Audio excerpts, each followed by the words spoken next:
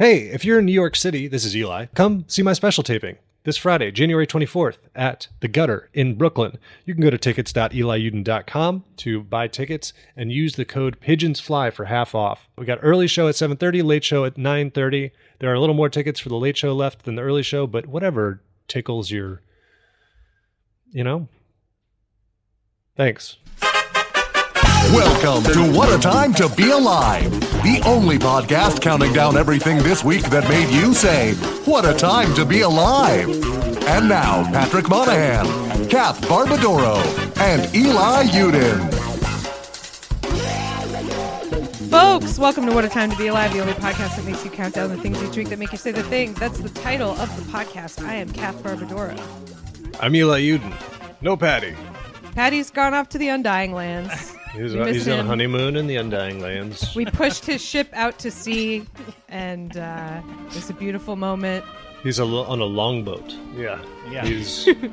Patty is in Valhalla. We did try to shoot the flaming arrow at it, but we missed, so he may be back.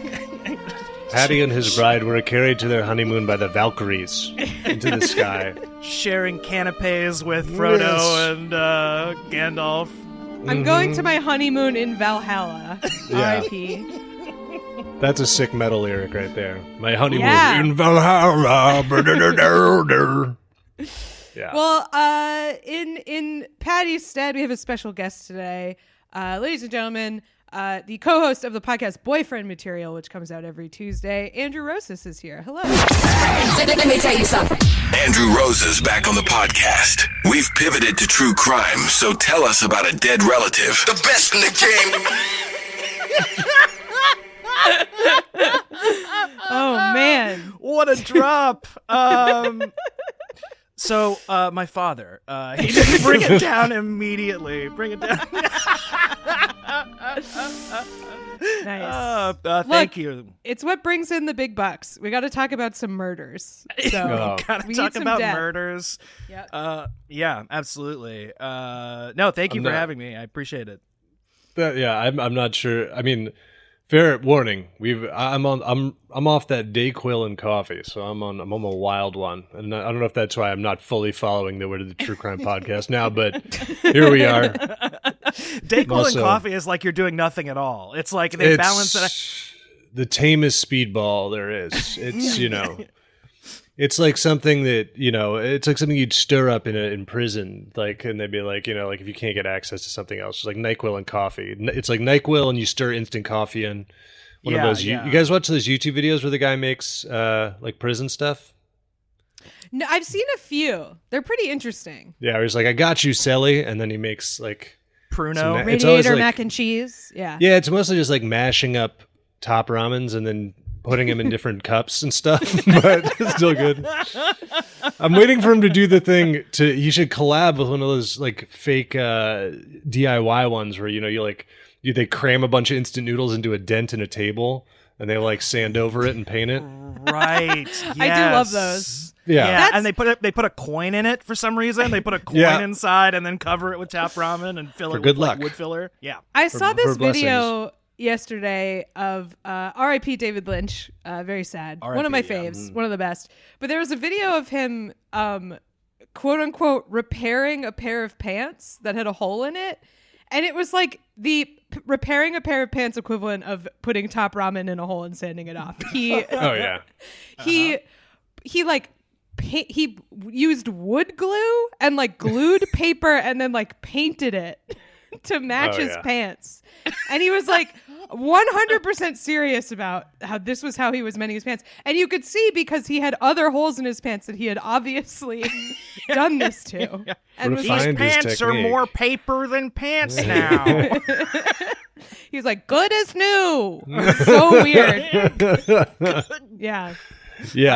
It was delightful, but it's just like, man, that is not how anyone has ever done this, which I guess is very, very, very David Lynch of him. On brand. Yeah, exactly. An innovator in many ways. I think it would be more, you should be required if you want to patch up some jeans, you got to do it real old school style with like a checkerboard, tablecloth style plaid patch, one of those. Yeah, gingham. Throw a gingham in there. You should have to do white with red hearts cartoon underwear. Oh yeah, patch. That's what the patch should be. More people should wear that. They should bring that back. I think it's like you can't now because it would be funny, but most of the time when someone's seeing your underwear, you don't want it to be funny. You don't want it to be a bit. Yeah. But man, it is a funny bit. It's the heart shape, the boxers with hearts on them, classic. Mm-hmm. Imagining a pants chief, imagining a situation where you imply you're just like, I got a special treat for you later. Like I got something special on. Like stay tuned. And then it gets to the moment and it's the red heart boxers. I feel that'd like be a good bit. Yeah, honestly, I feel like those come with sock garters. Like there's two indignities below your pants. You have sock garters and the red heart boxers. It's just delightful. You know, the first you see a knight in full armor get his armor knocked off and he's in the heart boxers. The first time you see that, you're like, oh. Now that's good. The sound effect Shelby just played is exactly like the. Yeah. That is the audio equivalent of the white boxers with the red hearts. Sound it makes. Yeah. I'm trying to work through. We recorded the bonus first this week and we played the Thomas Jefferson type beat, and that's powerful stuff. You can't be putting that in my head. I'm on Thomas Jefferson style beat is in the background now for weeks. Oh, yeah. Turn it up. Oh.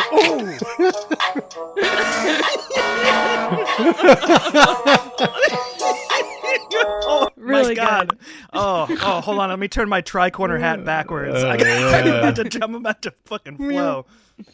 That's Hamilton, right? That is basically. It should be. Sorry, everybody, for the confusion. I don't know why. We know we just switched our theme song, but we're switching it again to the Thomas Jefferson style beat. We're licensing it. I love it. The problem is we can't get in touch with who made it because they just sent it anonymously to a Instagram DJ. So they sent it via Proton Mail. To someone. Hushmail.com. Yeah. They send it through Telegram to this producer. Someone's gonna do like a 4-part YouTube video essay style of like tracking down the person who made that beat. It's like people trying to track down who made like the Pornhub theme. That little sting. It's like, do they know? Does that person get? Are they a millionaire? It's like. Did Pornhub license it? It is like it's in everyone's brain. That little sting that person made. It's I hope they were compensated. Trying to track down the woman who says naughty America. That's what just but living a totally normal, like at a bank. She works at a bank. It's just I'm sorry. It's like I did Fiverr for like 2 months and now I'm the naughty America voice. Yeah. Oh, pretty safe because it's not like a phrase you're going to say, in regular life where someone's going going to be like, whoa. Yeah. Welcome We've become quite a naughty America. People are like, hold on. Wait a second. That sounds familiar. No, that's I love when they do those like deep dives into how who made whatever or whatever. Like the Roblox. Yeah, right? The Roblox. That's a good one. A deep dive. There's also like this is probably more for Andrew, but they found the guy. I mean, it wasn't hard. They knew who did it, but found who did the famously bad Donkey Kong rap, the DK rap from Donkey Kong 64. Oh my God. In the interview with him, he's just like, yeah, it's bad. It's supposed to be funny, but everyone thought I was for real. Like, it's so funny. He's like, I know it sucks. It was supposed to suck. And then he was like, everyone thought I thought it was cool. It's not cool. It's stupid. Yeah. Look, I was intentionally being a sucker MC, okay? Yeah. I knew it was whack at the time. Yeah. That is a bad problem because it's like it's hard if people don't know that was your intent right away. It's hard to convince them retroactively that was your intent. Yeah. Even if it was, it's hard to be like, no, I meant it as a joke, and they were like, we already decided you did it. Yeah. we already decided you were for real and that you suck, and we think you're lame. Same guy though who made the GoldenEye pause music. So it's like, look, man, I'm set for life. You can say whatever the fuck you want. I made the fucking GoldenEye pause watch music. Ooh, what a banger! Absolutely shout out incredible. Grant Kirkhope, I think his name is. Sure. Shout him out.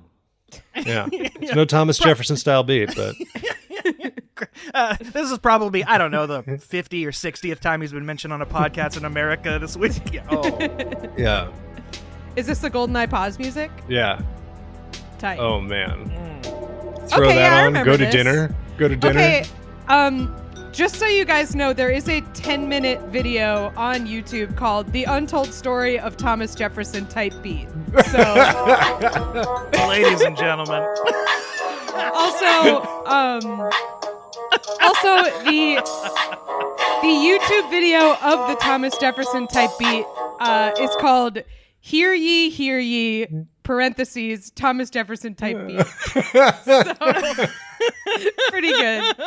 It's got such a rich story. Is it implying that this is a sort of beat that Thomas Jefferson would make? Or is it the sort of beat he would enjoy? Yeah. It was because they were ripped doing from a some CD weird called Fife Jams. Yeah. Because it does sort of also, like, you can picture it because the sort of weird dances they did back then, I feel like it really does. You're like, yeah, they would be kicking around to that. They were doing a jig to this. Absolutely. Yeah. They were kicking up their weird pointy buckle shoes. No question. They were Forget doing the that Sour thing. Patch Kids. Go back with this shit. Play this for the Pilgrims. They were doing that dance where you hold the backs of your hands to each Yes. other and like walk in circles. You know what I'm talking about? Yeah, that's like a dance that only if someone does that dance with you, they're a vampire. Like 100%. Yeah. They're Always bewitching vampires you. doing that. I'd be like, get out of here. Hitherto unknown levels of collar fluffiness. Just so ruffled. Yeah. Should we do numbers? Let's perhaps? do it. Wait a minute. I think it's time. You ready? Damn, AR-15 straight blasting today. Might have to recommend this guy to a friend or coworker. Number 5. Has anyone ever called you AR-15 before? No. I hope so. I know. It starts now. It begins now. Dang, no one ever has. Wow. Shelby, innovating. Yeah. This story comes to us from Young Hot Lang Syne in the Discord. If you would like to submit stories to our podcast, you can join our Patreon at the $10 a month level, get access to our Discord channels, and submit stories such as this one. This comes to us from Australia, and bad news. Beach is closed. Nor, the beach, Beach is closed. Which in Australia, I think that sucks because if you can't get to the beach, you're in snake country. That's the only part without snakes and spiders. So gotta go to American throw up. Tell them to go to American throw up in their bass. Fucking. Give me 3 Long Island iced teas. I'm gonna throw up. That is what they do if they can't go to the beach. They come here and they throw up, and they go to. Like to they throw show up. up at. They show up at house parties thrown by a friend of a friend of a friend and throw up in bars. That's what they do here. Oh, absolutely. You got a lot of those in Los Angeles. I feel like in Austin we didn't get that many of them. Australians. No, is it closer? No, I don't. Yeah, it is. Wait. Oh, it is? Okay, I it must be. Yeah. Because Australia's Patty went to closer. New Zealand and he went to the West. Japan They're is LAX, also, yeah. I haven't run into. I've heard one Australian here, but I've actually weirdly. What were they saying? He was saying, "I'm Wolverine." They were upsettingly referring to breakfast as brekkie, one of my least favorite things in the world. I know, vile. It's like you're a grown person. Why are you saying that? Can't be saying that. Yeah. No. Why did they come here then? What they come maybe here? It's more different. LA is more deserty. There's more scorpions. They're just There's trying to go more away from scorpions. and like they have the beach and they have the beach on the edge of the city. They got that in Australia. Yeah. I never cracked. There was like also a thing here in New York for a while that was like Australian brunch, and it was like a thing. There was Australian coffee shops cow. are like a thing here. They claim to have invented avocado toast. They claim to have invented say that's flat an Australia whites, thing. which might be true, and that's legit. That's fine. But the brunch Flat thing whites I and never avocado got. toast are good. I will say that they did a good job with those. Hats off. Look, credit where credit is due. But yeah, there would be like a place called the Sunburnt Cow that was like huge, and then you look at the menu and it's like Australian style brunch, and it's like eggs on toast, and you're like, Okay, you didn't do this. Like, you didn't Right. come up with this. What It's makes probably us offensive because Australian? Yeah, and it's probably offensive because in my mind it should be Outback Steakhouse. I'm like, it's bloomin' onions. That's what you guys eat. It's your traditional food of your people, and if you don't have that on the brunch menu, get out of here. Yeah, where are your kookaburra fingers? That's that's what you guys eat. Served in a kangaroo pouch. That's what makes it Australian. Yeah. Which, I threw up very- kookaburra fingers. Fingies. Fingies. Fingies. I threw up my bricky. Let's go throw up at the gutter. All right, sorry. So the beach is closed. Yeah, Yeah. so the beach is closed because, and this is the second time this has happened, but there's a startling variation that is troubling to many. They had to close the beach because a bunch of little balls are washing up on it. A bunch of marble-sized little balls are washing up on the beach. This happened back in October, but last time they were black, and this time they're white. And they're like, what's happening? What is this?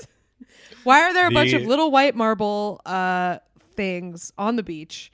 The ocean is trying to play chess with us. It's switching sides. It wants to play yes. Mancala.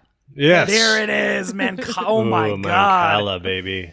Let's go. Isn't my that one of gosh. those things where it's like the oldest game in the world? Like Yeah. that was like the first game ever invented was little balls and little holes. Well, I think we ended up not doing a story about the oldest game in the world. Or maybe we did do it. And they're all backgammon. It's backgammon all the way down. It's like just different. Doesn't But backgammon backgammon's pretty sound good. like? Doesn't that sound like something that should be like active? I feel like it sounds like it should be a sport. Yeah. It's Yes. not. Yeah. It should be like a adjacent. lawn Badminton. game. Yes. It should be a Yes. lawn game. Also- yeah, like Bocce, badminton. backgammon. Exactly. Also, badminton fucking rule. Like, I don't know how to play. Like, if I wanted to play badminton, I don't even really know how to make that happen. But I have played it before. Go to a club. Badminton is fun. Badminton club. Yeah, you get the long racket, the little shuttlecock. I Ooh, like that yeah. it's like tennis, but we'll chill it out a little. It'll slow down. Yeah. That's Yeah. tennis, like but it'll slow it down. The big joke on like weightlifting TikTok is like anytime anyone's doing something weird, all the comments just say badminton training. Very funny. It's very good. When someone's doing like when they have tied the weight bench to themselves and are doing pull-ups with it, they're like, that's badminton training. Yeah. That's what you do. Well, is it Jack Purcell's that are like badminton shoes? There's like one or Yes. two. Tight. And so it's funny to How like. do they look? Are they cool looking? You've seen Jack Purcell's before. They're like basically Converse. They're like all-stars. Yeah, Oh, yeah. okay. They're like, hey, do you not want to wear our All-Stars? But they do have like features where you kind of want to be like, what a part of this is makes for badminton. I guess in badminton you need like toe protection, but it doesn't seem like you would. What makes these for badminton? Well, they're $40 more expensive. I think that's like, just more like, padding. touch of class. And then but they have like soles that are good in wet conditions, so it just feels made up. But they're like, badminton where it's wet and your toes are getting stepped on. I'm like, what fucking Yes. These are more sport? aerodynamically sound for badminton. It's like, get Yeah. out of here. There's absolutely Yeah. no way. Yeah. Yeah. No. I don't know. Backgammon it sounds like it should have a racket. It sounds like there should be a racket involved. but Absolutely. there's not. It's a good. I'm a backgammon supporter, defender. I got my parents a nice back. They love backgammon. I did get attacked though. If you watch that pretty good show on Netflix, The Inside Man, where Ted Danson is like undercover at an old folks home, they hit back. They savage backgammon pretty hard, and I was like, all right, come on, it's a game of strategy. It's a game of strategy, and it's been around for millions of years. Why don't you back off? All the games we've talked about thus far are all staples of a vacation Airbnb. Like all the Mancala. Oh man, you're definitely playing that on a family vacation at like a beach house. Mancala holds up too. To be fair, Our big one was cribbage. A lot of cribbage in the. cribbage. You're on Cape Cod, but it's raining. It's cribbage time. That's what's Yeah. happening. I never learned cribbage, but I did love to stick the pins in that board and pull them out, baby. That's some prime only child material to do, dude. Oh, you know, it's a Prime. good one that I don't know if this would even be considered a game. But speaking of the thing, they used to have them at Friendly's, but I feel like a lot of restaurants like that would have it. It would be Yeah. like the little board with the pegs and the triangle.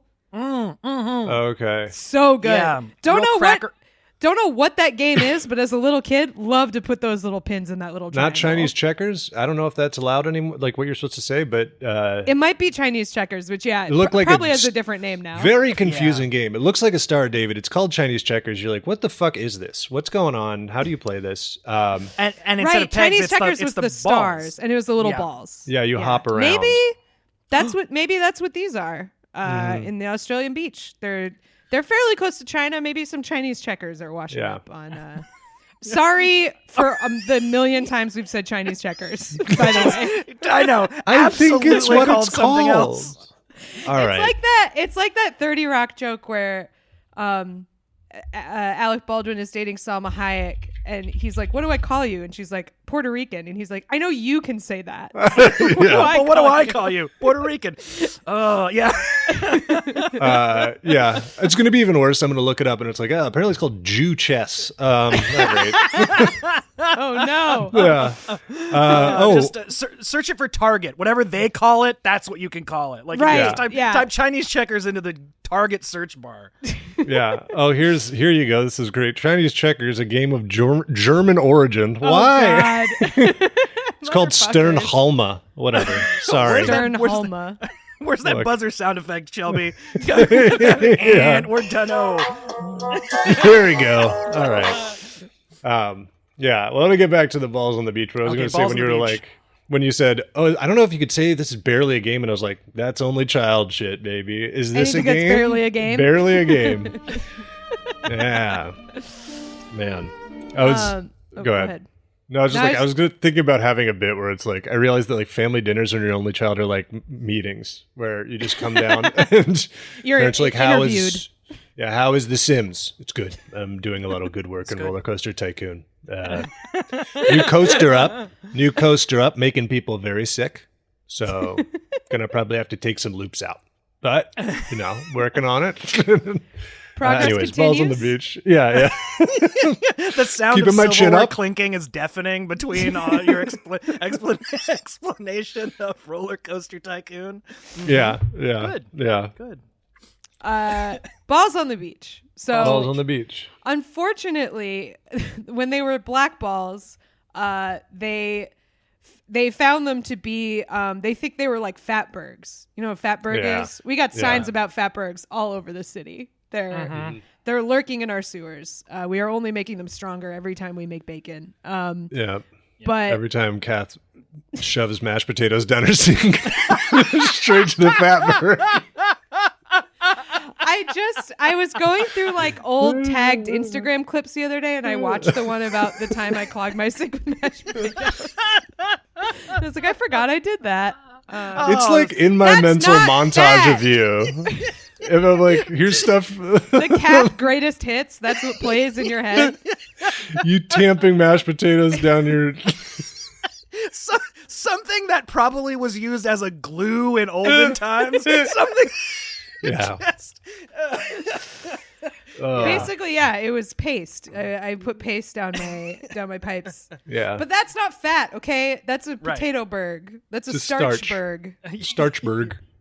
Starchberg. It's a Jewish potato. My name is Starchberg. That's what you make the latkes out of. Yeah, exactly. Starchberg.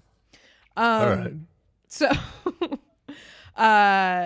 okay. Anyway, sorry. Off topic. So the black balls, I think, were fatbergs, which caused a great scandal because they're like, this is sewage. Like sewage is going into the ocean it's by Bondi Beach, which, as far as I know, because I think that's the only beach I could name in Australia. I think it's like the fancy one. I think that's like where the rich people live. So it's full of sewage. So they said they tested the black balls, and they were full of cooking oil, soap scum, blood pressure medication, pesticides, hair, methamphetamine, and veterinary drugs. So a heady brew. I'm still not worried. What worries me is this. What? I'm still not worried, but what worries me is this. Yeah, exactly. Yeah. So now these ones are white. So they're like, we need to test these ones. But it is mysterious that they are a different color. So probably just like a different weird pipe is leaking into the ocean. So. Yeah, my immediate guess is like whale tonsil stones. There's like they smell horrible. Oh, stinky. Yeah. And then they make perfume out of them. Yeah, some ambergris balls. Yeah. If they were ambergris balls, everybody would be getting fucking rich. That's so expensive. That whale barf. The first, when they were black balls and then they were like, oh, this is sewage, shockingly close to a major part of the plot of Joe Dirt there. People were like, valuable ambergris. And then they, you guys never watched Joe Dirt? He seems Australian to me in spirit, if not in Joe Dirt? Reality. Yeah. Yeah, he's got the vibe. You guys seen Crocodile Dundee, by the way? Very good. Long time Years ago, yeah. Very good. Very good. Very accurate. Really holds up? Fun? I thought it was very fun. I watched it pretty recently with my friend Becky. I get that he's like from the bush, right? He's like not from the regular part of Australia, but it does sort of imply that Australia doesn't have things like escalators, which is kind of funny. Like it's never he doesn't understand. Not only does he like not understand New York City, he like doesn't understand modern life, which is kind of funny. Their escalators go the wrong way. You get the one on the left goes up. The up goes down, the down goes up. It's a huge problem. Yeah. The Coriolis effect, you bastard. Yeah. No, it's.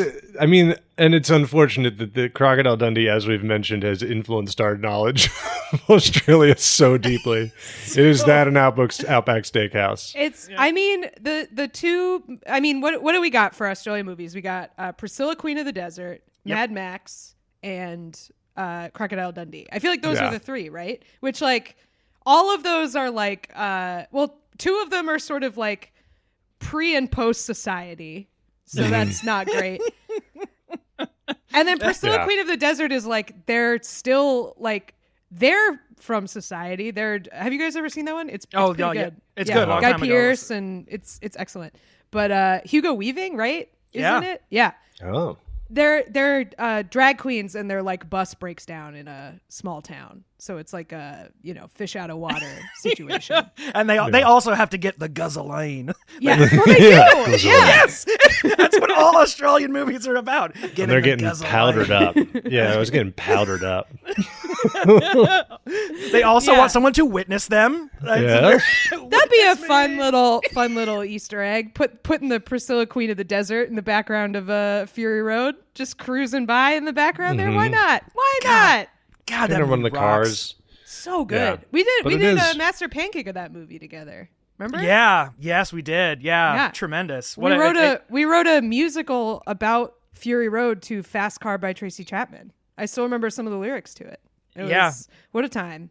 Man, took some big swings that paid off. That was really fun. That was a really fun show.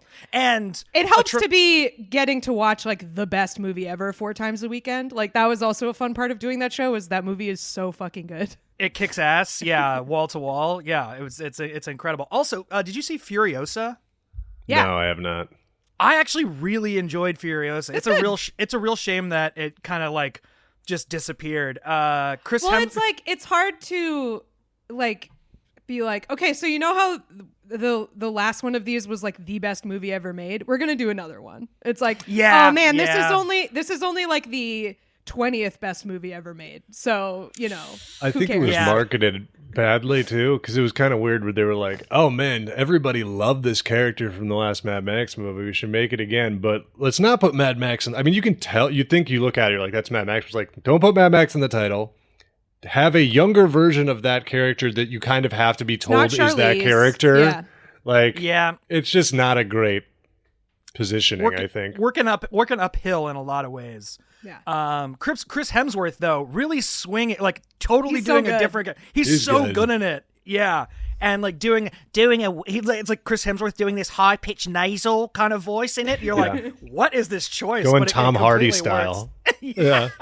Going, exactly. You want to fuck with my bike again? I'm gonna burn your place down. That guy. Yeah. Shout out Tom Hardy. When does Tom Hardy do that voice? In the bike. What's the biker movie? damn it. The biker movie where he does. I just saw that trailer and was like, too many people doing capital V voices in this. I'm not going to see it. It's a big movie on voices. YouTube Shorts. There's a lot of clips from that on YouTube Shorts. It's called like The Bikemen, but it's not Bikers, called yeah. that. Yeah. The Bikemen. The Bikemen. The bikemen of the Chicago Bikemans. Yeah. Yes. Yeah, but no, Chris Hemsworth good. But yeah, unfortunate for Australia that they're like, look at the Sydney Opera House. And we're like, you have teeth on your hat and you eat kookaburra fingers. Kookaburra fingers. Your shit is always breaking down and you need the gasoline. Yeah. Yeah. And then New Zealand's even worse because we're like, you're also Australia. And they're like, we are not. You're also Australia or you're fucking hobbits. That's all we know about you. They lean hard and into the elves. Hobbit stuff, to be fair. I mean, They got like a dragon in their airport. Not a real one, but you know. Speaking of like the best movie ever, yeah, if your like country's legacy is that you made the Lord of the Rings movies, I'd also be like, this is okay. Like this is what we could be known for. Yeah, and your country's a pretty big part of it too. The da-da-da-da-da-da, and they're running. You see a lot of New Zealand. See a whole lot of New Zealand. Yeah, it's kind That's what to your Patty's country. doing there. I feel like that's. He's running along. I mean, he's there to take the ring to Mount Doom. Yeah. Yes. People don't realize that. Smash cut to Patty right now being carried by an ent. He's just he and his wife being carried across the land by a giant tree. They don't advertise that big huge ride there. Yeah. Yep. You got to get on Airbnb experiences. Get carried by an ent. That thing no one's ever clicked on the Yeah. Making an appointment to get hit with the Shiloh paralytic, getting wrapped into a little web. Gotta come get me. TripAdvisor reviews out of this world. For You the should just Shiloh get like paralytic. Yeah, they should give you a Samwise at the airport. They're like, this is gonna be your little guy. He's gonna carry you around or whatever. Yeah. Well, these balls on the beach, huh? Yeah. Yeah, man. Yeah, man. They don't know what they are, but they're closed until they do. Probably not anything good. That's the moral of this story. Hey, good luck. Best of luck to the Great Barrier Reef. We'll say that. That's who we're wishing best of luck to. Prayers up for a thing on the brink. Yeah. The oldest organism on Earth is dying. Is that good? Is that good? Here's what that means for the Democratic Party. The first multi-celled organism. The first multi-celled organism that has survived until now is struggling. What that means for you. And here's why that's a good thing. Yeah. Yeah. Here's why it's cleaning out your colon like a power washer. Folks, if you're enjoying this episode, you'll probably also like our bonus episode this week. Every single week on our Patreon, patreon.com/whatatimepod, we release a whole extra episode for you. This week, Eli and I talk about what we were like as babies, and we try to guess when babies start doing different things. Spoiler alert, we have no idea. Sorry. We also cover a dive into The Other Shoe Has Dropped on Walgreens, replacing their glass beverage windows with screens. And surprise, it did not work out well for them. So, patreon.com/whatatimepod. Get those bonus episodes and ad-free versions of our regular episodes as well. All right, number 4. Number 4. You are watching a master DJ. All listeners in Dade County, please seek shelter because Hurricane Andrew is about to hit. Number 4. Oh no! Oh no! Oh God! Gale force winds, devastating, excess of hundreds of miles an hour winds. Yeah, it's coming in. Oh God! All right, this story is. There's a video at the top of it of one of those AI girlfriends looking around, and that scared me a lot. She's trapped. She's trapped in there. She's looking for a way out. She's trapped in the autoplay window, scaring me. One of those AI girlfriends is very sad. Yeah. Well, you know they put them in a body now. They put them in. They put them in a robot. It's bad like a stuff. physical. Oh, it's like a news story about a real doll that can look around. A real doll that feels emotions. That's what you want. They installed a brain in a real doll. And now it's on my. It's at the top of my webpage. I don't like it. Is this from like CES, from like the trade show? Oh yeah, I'm sure. They're like, Probably. come check this out. You know in what dark a real room. doll is missing? I love this thing so much, but I wish I could hurt its feelings. That's what I want. Yeah. It's gonna make Finding this out so your much real better doll for is me. not that interested in you. Yeah, but this story, this comes to us from Joe Jiden. I really in the enjoyed that Discord name. Yeah, Joe as in like spelled like go, like a Cajun style. Jeau. Joe Jiden. Joe Jiden. Comes to us, and this is, I really think we've mentioned, like we were talking about before, that things feel like they're on the cusp of something bad. I feel like we're on that with monkeys. Like, I think we're really towing the line on them just going full Planet of the Apes. They're figuring out, we're having a lot of problems with them that I don't feel like we've had as much of recently. I mean, they might be getting wind of some stuff, and they're like, we gotta evolve quickly and take this over, because this is not going great for them. They're getting a little froggy. They're getting a little froggy. The same way we talked about the killer whales figured out that they can win fights with boats. Yep. I feel like chimpanzees are pretty close to being like, we can pull their arms off. I don't know if you guys know that, but we can pull their arms off. So we win that fight. Monkeys, this is in India, in Uttar Pradesh. They are having trouble with monkeys that are coming in and destroying their crops. My favorite detail here is that it does not say the monkeys are stealing or eating the crops. The monkeys are simply destroying the crops. They're just coming in and fucking it up. This is a very side note, but I have to mention it anytime this comes up. When I was in India, everybody in southern India calls Uttar Pradesh the UP. And so I just think about like Indian Joe Para. The upper peninsula of India is. Do they call them Yoopers, same as Michigan? They do not call them Yoopers, but they call it UP. And I just am always like, oh, the UP? Yeah. Digging into a big Tupperware of puppy chow in the UP.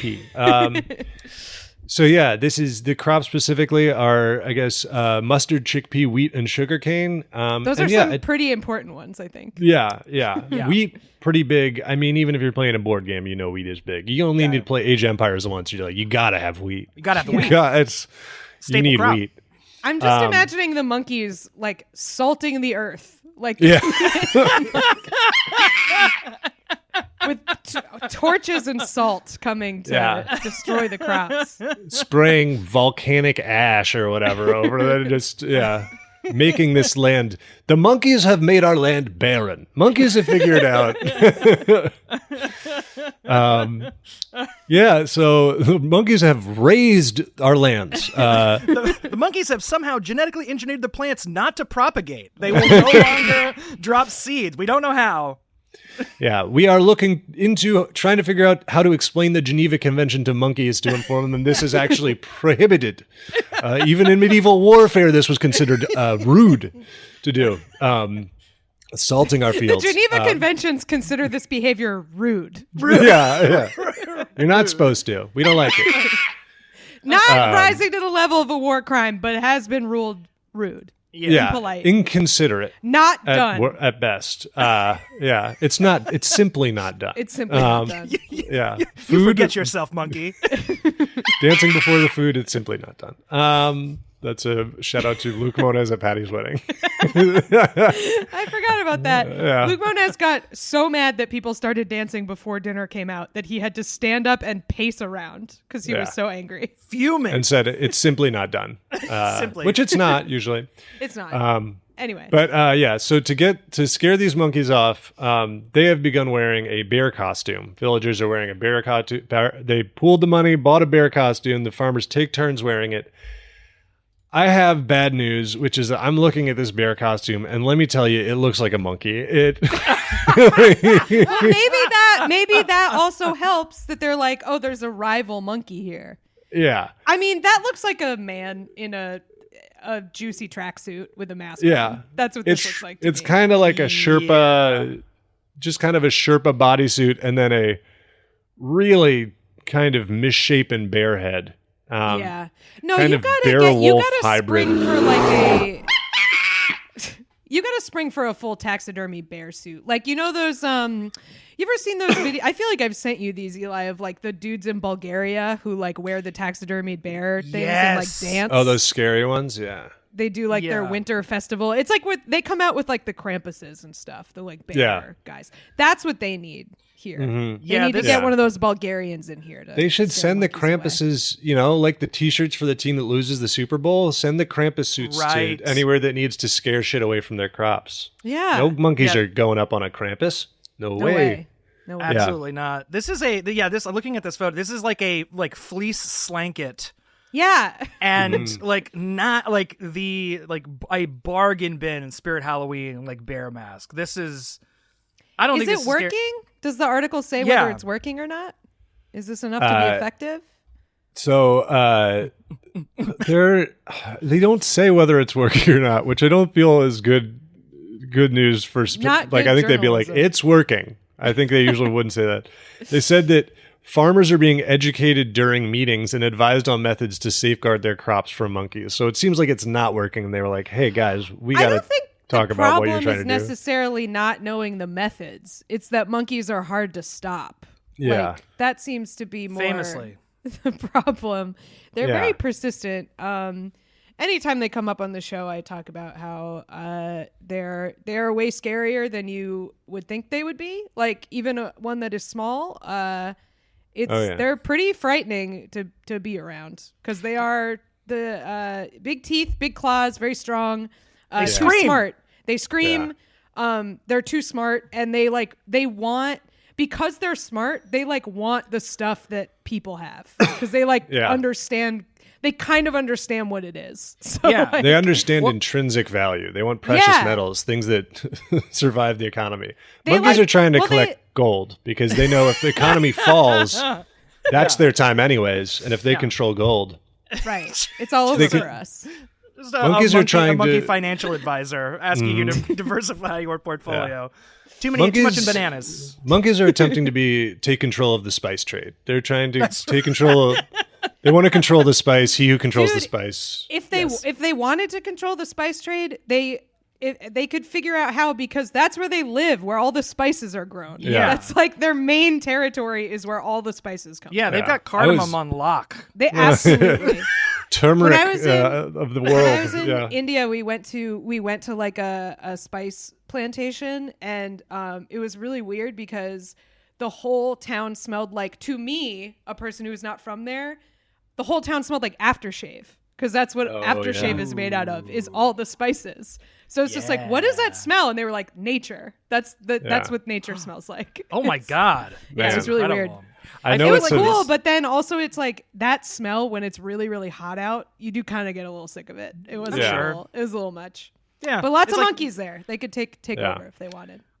I feel like this story on the long enough timeline is all humans eventually get dressed up in bear costumes to scare the monkeys and move out into nature, and the monkeys just move into the city. And so now we just completely switch places on a long enough timeline. That's how this plays out. We start stealing the monkey sunglasses and not letting go until they throw us a bag of Doritos. Just like that. Yeah. Exactly. And sorry, this is the New York Post is beset upon me with, trending now. Children's book author, husband exposed double life in house of horrors. He lives in a house of horrors? As if it's full of mirrors? That's what he was doing? Trapdoors everywhere you look. Yeah.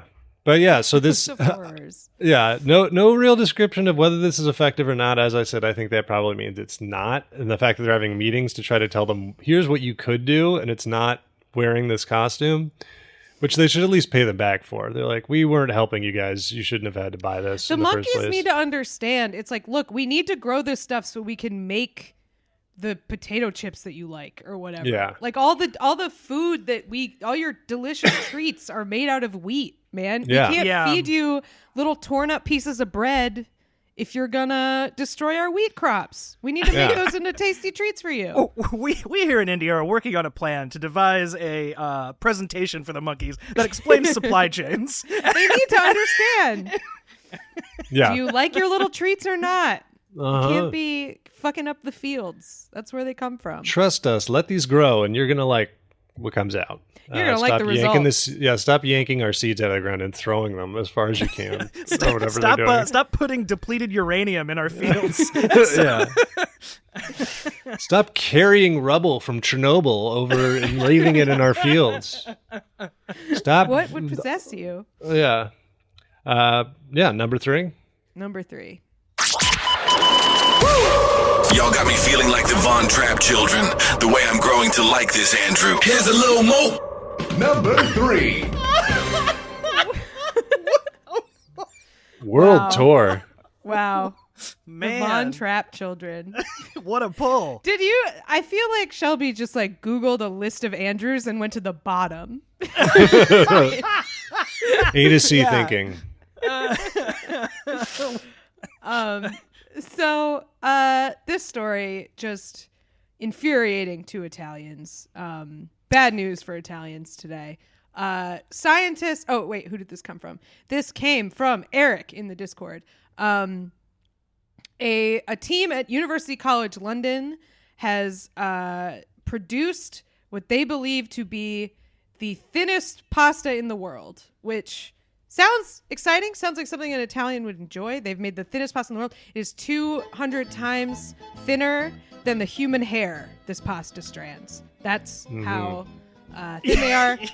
Unfortunately, that means they would overcook in, quote, under a second. So you can't get al dente super thin pasta strands. So scientists are having to wear N95 masks to keep from inhaling the pasta that they have created, down to 1 micron protection needed for this pasta. Right. You don't want to get pasta lung. It's a big problem. And this is all actually pasta, because this is UK scientists, so it is pasta. Pasta. Yeah. Pasta. Canadians say that too. It's very unnerving. Yeah, don't do that. Stop doing that. Get that long shit out of here. Don't they say taco weird too in England? Probably like taco or something. They did I know they did a Great British Bake Off Mexican food episode, and everyone was like, everyone was so mad. I think someone got fired. Like, people were so upset about it. Granted, I think they might have done something racist also, but they were mostly mad that the food was like so bad. Yeah, whatever their opening skit was involved like sombreros and like siestas, and you're like, okay, why don't we rate it in, folks? I'm pretty sure that's what happened. Yeah, gotta get rid of those. Don't do those. It's so annoying. The opening skits of the Bake Off. It's in my opinion, it's below Noel Fielding. Like, please don't make one of the funniest people Britain's ever produced do this hokey bullshit. Yeah, and even the thing of like, they're like, oh, but it'll be funny. It'll just be kind of like a low budget, charming. And he's like, he already did that better. That's Mighty Boosh. Don't make him do this. Just let him say the cakes are good or whatever. Right. You know? Let him wear a funny sweater and like giggle at people's showstopper challenge. That's all we want from him. He's in retirement. Don't make him do a lame I don't need to watch Paul Hollywood in like a wig barely holding it together before I get to the Bake Off. Just, you know. Very, very... What's your read on Paul Hollywood? I find him unnerving. I've used to, and then I saw some stuff that was like, I think he's a nicer guy than you think he is. Well, because he's supposed to be sort of the hard ass. Yeah. Yeah, I don't know. Something about him, I'm just like, I don't trust that man. Yeah, he's got those that icy blue eyes. He looks like a Siberian husky. It's a lot. Yeah, you can see the spirit world, you know? Yeah. And, he's got the shirts that aren't great. He has the second sight. I don't like it. Yeah, he's constantly warging or whatever they call it when... He's the Raven. He's projecting himself Paul Hollywood, into animals the three-eyed constantly. Raven. He's also just like, it looks weird because he looks so much like he's from New Jersey, but then he's British. It's just like, he looks like he's from New Jersey, but he's British, but he's named Paul Hollywood. It's like so fucking confusing, you know? There is like a subset of England that is New Jersey, though. Yeah. I feel like a lot of England is kind of New Jersey. Like the way that those women do their makeup is very New Jersey. There's something, and like, I think I feel bad because I feel like the average British woman does not do this, but like there is a makeup style where if you see it, you just are like British, like you know immediately. Immediately, and it's not a positive. It's not a positive recognition. It's like No, that's very British. Yeah, it's like slightly pageant core. There's something about it that's like it's a heavy brow. That's always heavy brow foundation that doesn't really match. It's a look. It's a very specific look, and it is very spiritually New Jersey. It's tied. It's it's interesting. It immediately like conjures some sort of big cat print. Like there's Yep. You're Katie gonna see Price, very like classic. Like, Geordie there's a Shore. connection there. Yeah. Animal print. Well, it's weird because Paul Hollywood always wears the like open dress shirts that are like rayon or silk, and they have the contrast inside collar. And you'd be like, here you'd get that in like a TJ Maxx, but in Britain they're like, this is made by the oldest shirt maker of, this is like a $500 shirt this from is, fucking Savile Row shirt. Crandall's on wherever, Also confusing to me about Paul Hollywood, which I'm again sorry to our British listeners if we're getting your culture entirely wrong as we normally do, but he's has like a very New Jersey bearing about him. But he's from Liverpool, a place that gets like 2 hours of sunshine a year. So it's like, why are you so tan? Why, like, you're from the same place as fucking George Harrison. Like, why do you look like that? It's so weird.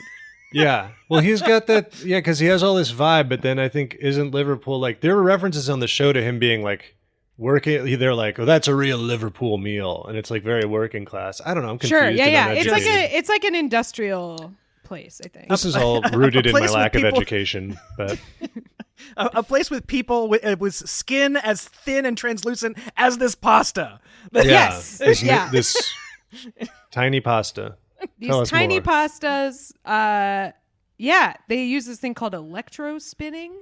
To make spaghetti, you push a mixture of water and flour through metal holes. I mean, I guess that's one way to do it. Yeah, sure. Okay. Okay.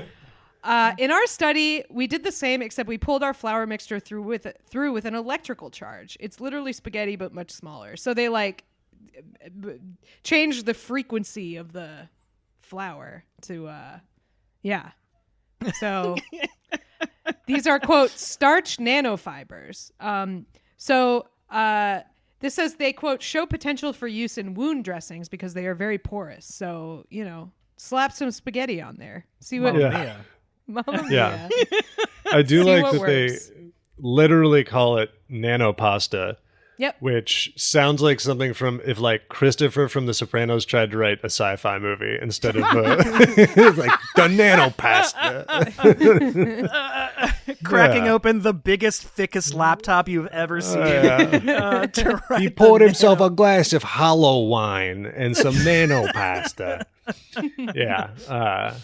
So I guess, but the weird thing here is they're saying this, but I feel like we already know that nanofibers are a thing, right? So I don't know why they needed to prove that they're reasonable. Okay, this is kind of crazy though. The next thinnest known pasta, which again, it's not like lots of scientists are trying to make skinny pasta, so I understand that this is like not that crazy that the next thinnest pasta is just made by a pasta maker. But there's this pasta called cephalopods, or threads of God, and it's made by one pasta maker in Sardinia, and it is 400 microns wide. So that's all right. That's like, look, I don't know how much a micron is, but it has micro in the name, and so I don't think it's that big. So that's very small. 400 microns to millimeters. It is 0.4, so like less than half a millimeter wide. This handmade pasta. That's crazier. I was really hoping they were just gonna be like, the next thinnest pasta is angel hair. Yeah, exactly. You can buy now. It's available wherever you get your pasta. But this, like, if you're making pasta, like, do you just cook it by like breathing on it? Like, you can't put that in a pot of water. It's done immediately. The sun cooks it. Any room temperature cooks something that thin. Like just having it out in the open air. It's instantly air cooked. conditioning. Also, the Wikipedia page for this stuff says it's quote a rare type of pasta, like it's a Pokemon or something. Yeah, it's word. Rare. Yeah, very rare pastas. Rare pasta, one of the rarest. Welcome, traveler. My rarest pastas. Reaches under the counter, pulls up a box, blows dust off the top. Of course. Yeah. You couldn't handle my rarest pastas. Yeah, it's Pasta just like seller? made in this one town in Lula, Sardinia. So check it out. Population 1,400 people in this little town in Sardinia. Go get some skinny pasta. Eating You put it in God's soup, threads. apparently, which, again, seems like it would turn to mush right away. But I don't Yeah. know. Who knows? Check it out. Number 2? Number 2. Number 2. Number 2 this week comes to us from Iguana Helium Cube in the Discord. And this is just a classic. My man is having this is the Prime Minister of Japan, Ishiba. He is struggling, unfortunately, to find time to smoke. He's so busy, he can't blast cigs. Can't Just- rip a dart. Can't rip a fucking dart. It says, finding time for a cigarette during breaks at work has never been harder for Japanese Prime Minister Shigeru Ishiba, known to be a heavy smoker. His extremely tight schedule since becoming Japan's Prime Minister has forced him to now only smoke several cigarettes a day. Ugh. Oh, man. What a sacrifice this man is making for his country. Salute. Yeah. Just several a day? Come on. His thing is, so he would props to him, he doesn't smoke when there are people around. Because if he wanted to, he could just be, Right. buddy, you want to come into the office? He could That's the LBJ deal. him. You know? Yeah. Exactly. Yeah. Much better than LBG. One of the one things you're like, yeah, smoke instead of showing me your weird named Dick. penis, sir. What's his penis named? What was it Jumbo. named? Jumbo. Jumbo.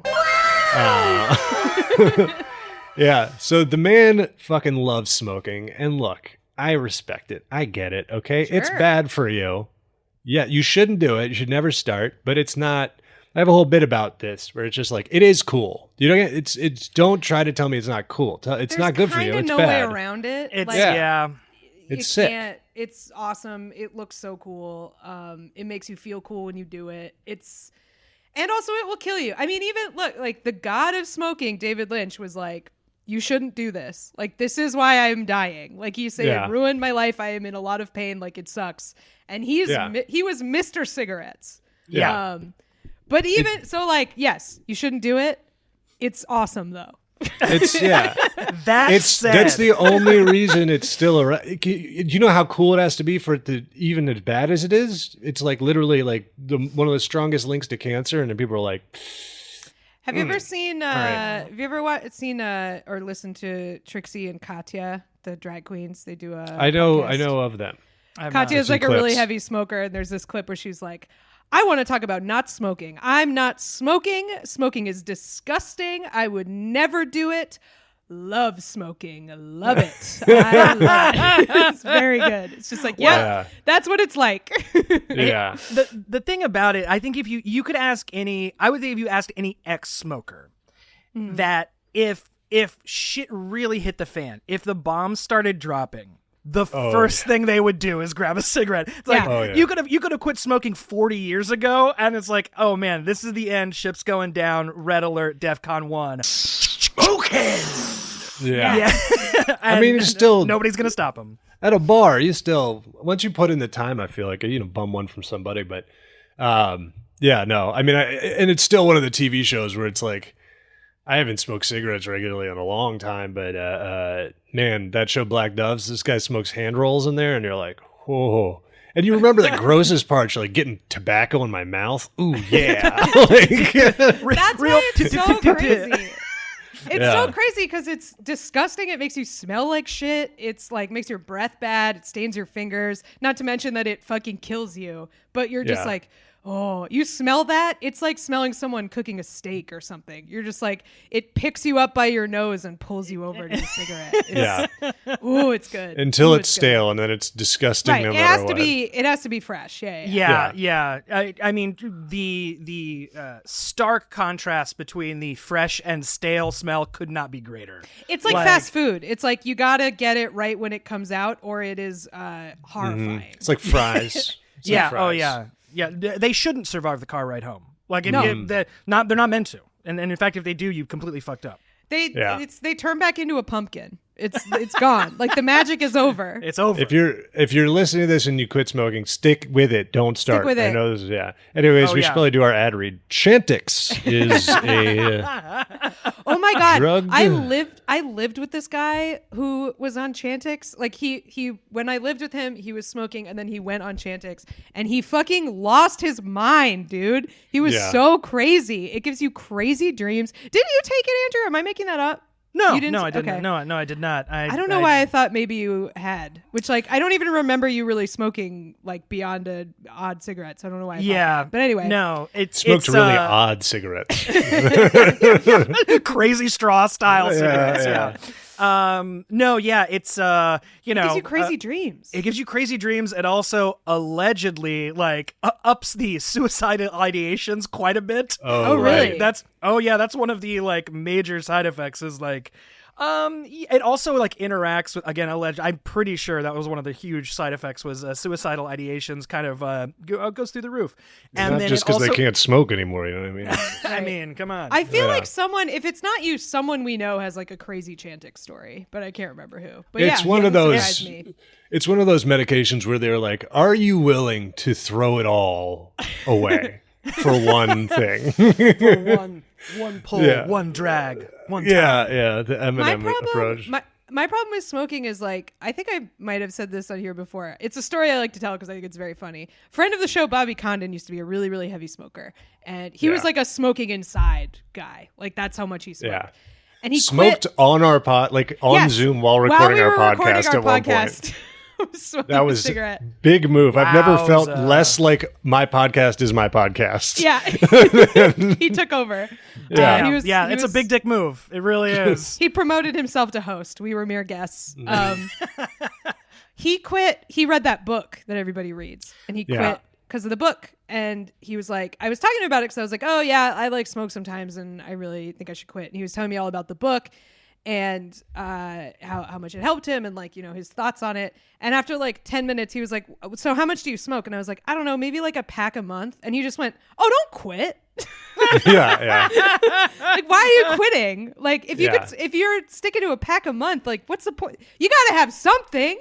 Right. Yeah. It's like I think I'm going to quit swimming. It's like, how often do you swim? I don't know. Like a few times a year. Like, what the fuck are you talking about?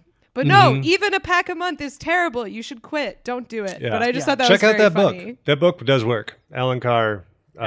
Easy way to quit smoking. It worked for me. It helped me quit at one point. And then I think that was right before the pandemic. And the pandemic happened. I was like, well, like you said, as you said, well, the whole world was on. I was like, all right, well, we're going to get a couple in here.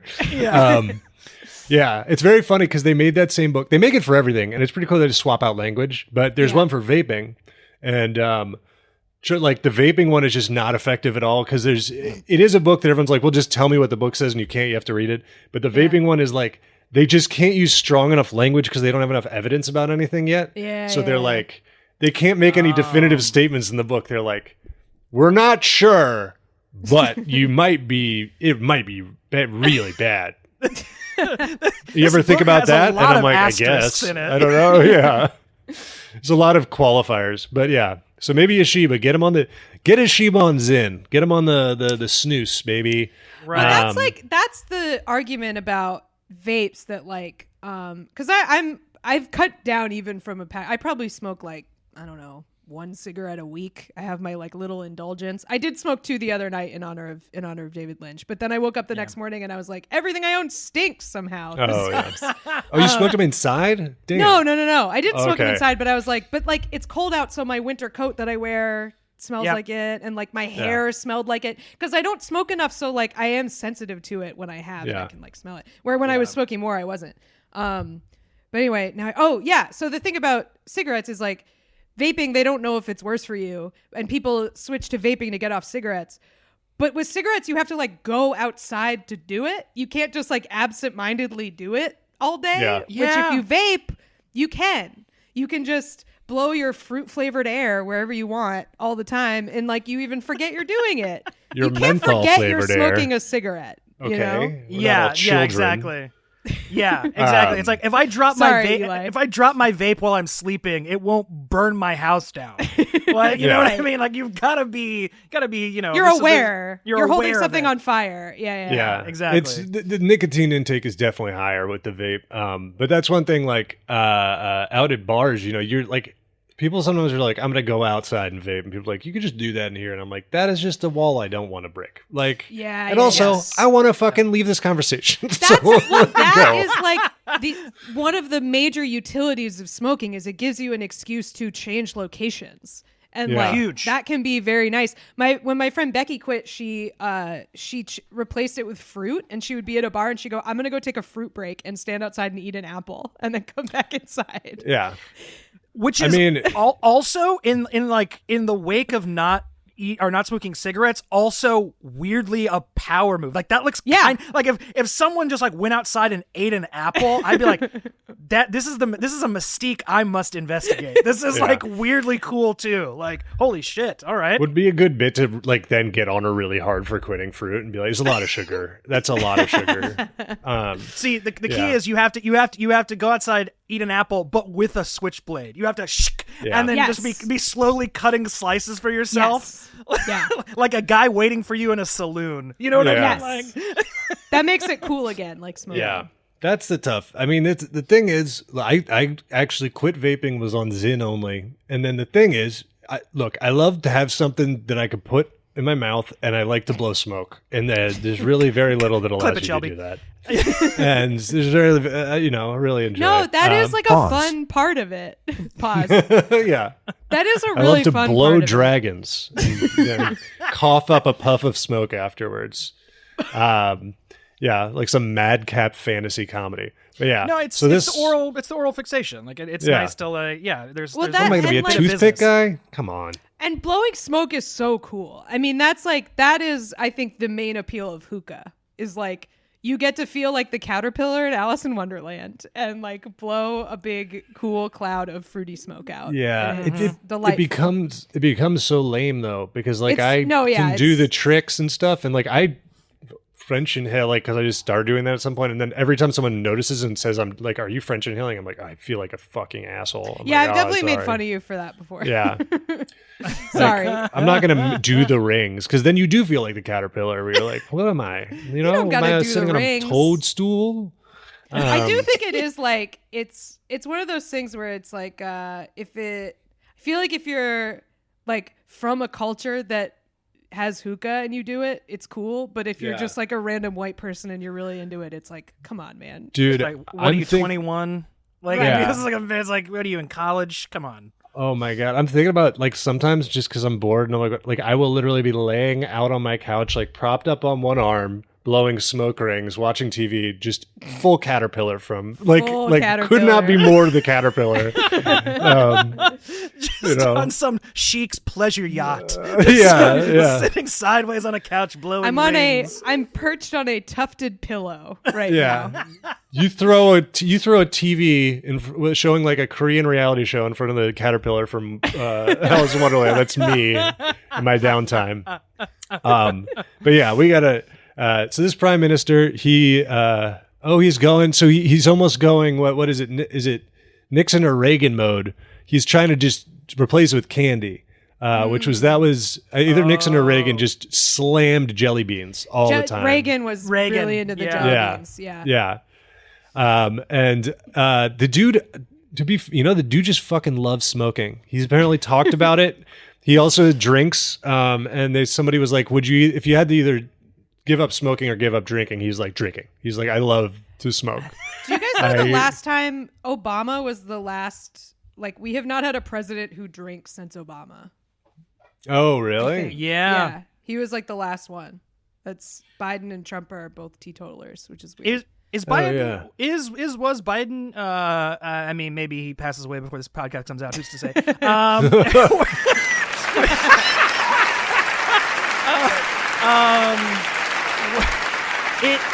Has Biden always been a teetotaler? Has he been? Yeah. Is he like a dry drunk? Biden is mega Catholic, but I also think he has alcoholism in his family. That's what I'm saying. I don't think he, at least from what is out there about him. I don't think he had an alcohol problem at any point. It's that it runs in his family, so he just like never showed it. He's Irish Catholic, so there you go. You can just there's somebody you can extrapolate. Yeah, but he's also like he's mega Irish, mega Catholic. His code name for the Secret Service was Celtic, where it's like, all right, man, what do you have, like a shamrock tattoo? Like, chill out. If he wasn't literally the president, he would be pursuing dual citizzenship. No question. He'd be trying to. Oh, absolutely. And it's so funny they want nothing to do with him anymore. They've completely disowned him. Yeah, it's interesting because Trump also doesn't drink because of alcoholism in his family. Because his brother's like I think he's dead, was like a really serious alcoholic. So yeah. But Obama is just the last heart one disease who in his partied. family, apparently. Just knocking back 2 filet fish. Obama! Yeah. Obama's a smoker too, right? He was, yeah. That's what I was thinking about. This was like, I wish Obama would have fucking owned it, like this guy. Obama was like, I think, a former. By the time he was running, he had either quit or said he had quit or said he was trying to quit, but would like occasionally. I feel like he's probably rip a cig. Trying to think what Obama's brand would have been. Feels like something that would just be like kind of annoying, you know. His brand of cigarettes. Yeah. Maybe like Parliament. Lucky Strike? I was gonna say Parliament, so he could bite down on the filter. He could bite down on the chain gunner. I do have to say, like, you know, I mean, being as you can see from any picture of the past presidents, it ages you like looking inside the Ark of the Covenant. Yeah, sure. Like it ages you like going up the mount. So I can't imagine a job I'd want to smoke more than how the presidency would probably turn you into a 2-pack a day smoker. Yeah. The White House doctors should figure out, because they're like, you're going to have to do this. We really would recommend, for stress levels, we'd recommend you pick this Here, up. the government has invented a secret cigarette that isn't bad for you, that only the president gets. All right, I feel bad for whoever's fucking white knuckling. Someone's like gripped their steering wheel to the thickness of I'm sorry. nanopasta. I'm sorry, everyone. Don't do it This again. is an explosive area of conversation. If you do, read the Alan Carr book. Stop it. It's Stay bad. strong. I feel much better. I don't cough up shit unless I'm sick. It's nice to not fucking stink. It's nice to not stink. Huge. Yeah. That is the one that really, I only ever read it after I'd stopped, but there was like a Reddit thing or so. It was like, what's this thing smokers don't know? And they're like, you smell like cigarettes all the time. Everyone knows all the time. All the time. And somebody was like, what if somebody in my house smokes? They were like, things were like, well, my mom smoked when I was a kid, and they're like, you smelled like cigarettes in class every day. And no one brought it up. But anyways, bad news. Hope Ashiba's not listening to this podcast while running Japan. And is struggling through this. Best of luck. Yeah. Number 1. Oh, man. And this week's number 1 reason to say what a time to be alive. Folks, this story comes to us from Young Hot Lang Syne. I hope I'm pronouncing that right. Hot is spelled Hotte, so I don't know if it's Young Hottie Lang Syne, Young Hote Young Lang Hung Syne. Hot Lang Syne. Probably Young that Hung tracks. Lang Syne. All right. Okay. This story, it's about, I feel like we've talked about these guys on the podcast before and how we are unnerved by them. Folks, cephalopods are back on the podcast this week. Your cuttlefish, your octopus, all that kind of stuff. So do you guys know what the marshmallow test is? It's like a thing they used to do with kids. Yeah. It's like some research. It was basically like testing whether kids can have like self-control to like wait for a better reward rather than taking a short-term reward that is less good. It's like you can have this marshmallow now, or if you don't eat this marshmallow for X amount of time, you can have 2 marshmallows or like that kind of thing. Which I think, I don't know if I've talked about it, it's a flawed test, honestly. It is. I would, if you gave it to me now, I'd eat the marshmallow right away. Because 2 marshmallows isn't I don't want 2 better than 1 to me. It's worse than 1, I think. I barely want one. I don't want to wait 15 minutes. Who gives a shit? I'll eat the marshmallow. So the conclusions of this test have really been called into question because the idea was that, kids who can have self-control and wait for a better reward tend to sort of like have better life outcomes. And they're like, yeah, well, you're not controlling for like fucking food insecurity or like, other, like other things. And also like these kinds of things are it is a developmental stage and kids reach it at different times. And like it, so as a test of anything about people in a long-term way, it is semi sort of debunked or criticized. But it is a decent measure of like in that moment, whether something or someone, because I'm not saying person, because apparently the cephalopods can do it, have self-control. So these cephalopods, they say they can pass this test. So basically they, obviously you can't tell a cephalopod that if they wait, if they, can delay their gratification, they'll get something better. But you can train them for this. Like, so they train them of like, okay, they'd put food, and if they didn't eat the food, they would get better food after 15 minutes. And once they figured this out, these cuttlefish like passed at way higher rates than toddlers did. They did really well. Yeah. So I will say, very sadly, this is not marshmallows. I wish it was just marshmallows, but it's they're just it's they shrimps. love marshmallows. It's little scrimps. Yeah. Which also funny to imagine doing this test with kids and little scrimps. That would also be funny. It's like, oh, if you wait 15 minutes, you get one with the head on. They're like, no thanks. Hey, little Jimmy, do you want some better krill? Why don't you just? This is well, I mean, they're aliens, right? Like we've all aren't we like kind of reasonably convinced that like cephalopods are like closer to like unidentified alien life than stuff that's normally around. They're always letting out studies where they're like, if you make eye contact with one for more than 10 minutes, you will become its thrall. Like it's like they're just like, don't look at them. It turns out, please don't look at the octopuses anymore. Don't look at them. Don't look them in the eye. Yeah, they're like DNA. Oceans of oceans to be with you. Sorry, some Nosferatu pull here. No, I still haven't seen it. Eli and Patty both haven't seen it, and it's really bothering me because I need to know how their dogs deal with the voice. Because I feel like y'all are going to be doing the voice. The very deep Romanian voice. Like it's that's actually, then she kind of, because I do just already say her name in like I go, Iggy. Oh, it's over. Yeah. She looked at me right now, so Iggy. Anyways. Yeah. I mean, also the DMV area catching strays here because they were like, we try to get, what the thing they do is they offer them crab meat, but if they don't eat crab meat, they get what they like, quote, much better, shrimp. All right, buddy. Fuck off. Yeah. Fuck off, crab DMV. Meat's plenty good. Crab meat's actually more expensive than shrimp, you idiots. So why don't you? I also don't like this. I feel like this is just a side part of this, but that is also sort of troubling to me. So the way that they did this was it was like two doors and like a game show. And one door had the bad shrimp and one door had the good shrimp. And it says the doors had symbols on them that the cuttlefish had been trained to recognize. It's like, brother, that's not a sign. Like, what? This is also just like... They're like, oh yeah, the triangle they know means that this door will open later.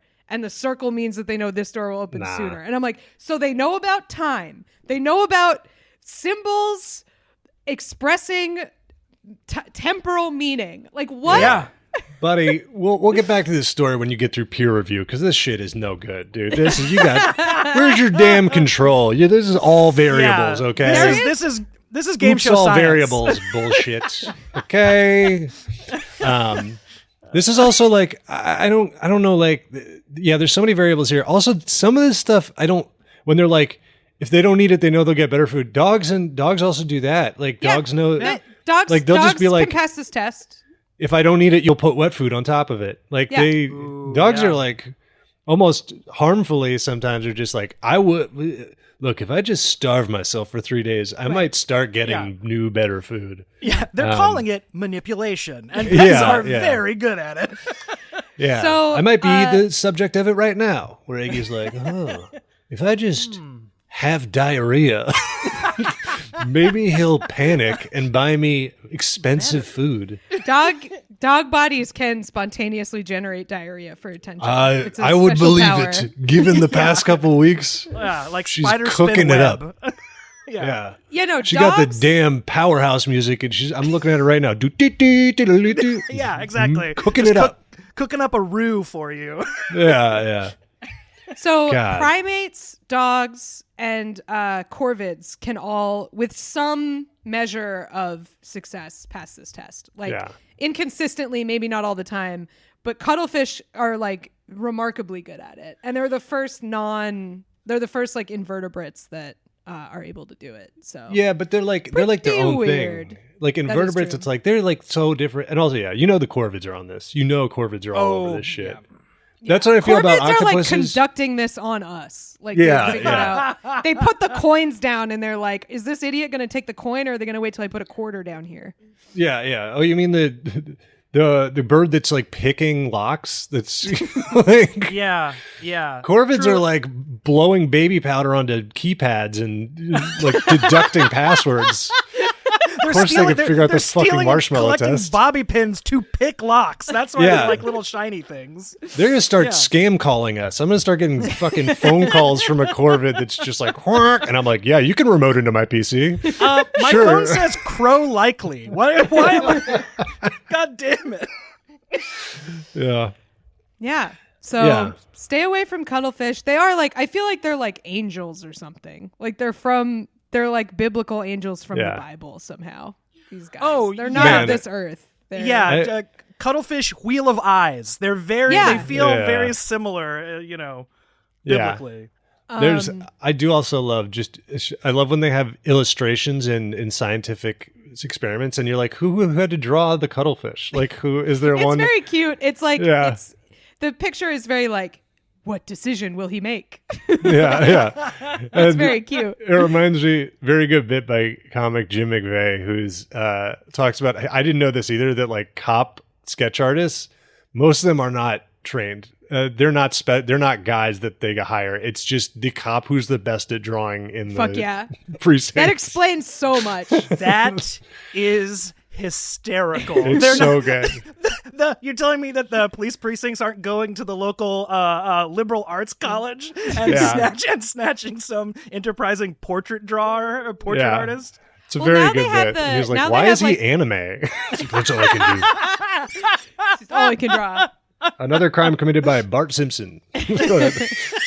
Yeah. Well, now they have the Guess Who software where you like make the suspect sketch from the like you like scroll through all the Guess Who. different eyes. It's Guess Who. They play Guess Who to figure out who did it. It's good stuff. I understand this is very emotionally tough for you. Did he have a mustache? Okay. Yeah. Was Is he it- wearing a bowler hat? No? Okay. I mean, how far away are we from victims or police basically giving victims a laptop and saying, type what he looked like into mid journey, and it's going to generate. It's like, okay, here, like using like that's probably already going on. I say, Here's how far a away from- weird, it's like, okay, so just imagine this guy. So this looks just like the guy who did this, except weirdly hot and lit with no shadows, and he's in space somehow. That's yeah. The suspect did have 7 fingers on one hand, so we're really lucked out in that regard. Yeah, I mean they already do use it. They have like an exquisite corpse setup where they're like, it's like the That's the paper Guess Who doll, like software. the Flash game. The police are trying to print out an image of the suspect, and it's a Flash game where you dress up somebody. It's like you're dressing up, dragging clothes on. There's like, was he wearing a ruffy blouse? Okay, and they pull up the like doll maker to make your the create a assault character. suspect. Yeah. They're using militarized Wooly Willy to. How high would you say his charisma bar would be? Yeah. Making him in Dark Souls. Willy. God. Making character sketches. The fucked up thing is those are so detailed now. You probably could use Baldur's Gate to be like, we're gonna figure out what he looks like. Truly. Yeah. Go ahead and fill out this. Go ahead and fill out your assailant's skill tree. Yeah. What do you think they put the most experience points Yeah, by? class rogue, obviously, if he's committed theft. We should wrap it up. We gotta wrap We're it up. having too much damn fun. Before we do our plugs, Andrew, what do you have to plug for us? Oh, thank you. Yes, I co-host a podcast called Boyfriend Material with my friends Armando and Kayla. Formerly of the Rooster Teeth podcast. We had such a good time doing that when the company shut down, when we were like, we should just keep doing this because it's a blast. And it's a relationship advice show guaranteed to ruin your relationship. People write in questions about relationship stuff that they have going on, and we use their questions as a springboard to riff for about 30 minutes per question. And it's mostly a comedy podcast, and occasionally I think we do give some genuine advice to people, who are beset by relationship problems. But at the very least, it's such a fun show. I absolutely love it. So yeah, Boyfriend Material. You can get it wherever you get your podcasts. It's a lot of fun. Cool. Plugs time for us. Find our Patreon bonus episodes, merch, Discord, and more at whatatimepod.com. And follow us on Twitter, TikTok, YouTube, and Instagram at whatatimepod. Check out Cap's other podcast, Lie, Cheat, and Steal, about liars, frauds, thieves, and bullshitters. Theme song by Naughty Professor. Thanks for listening, and best of luck.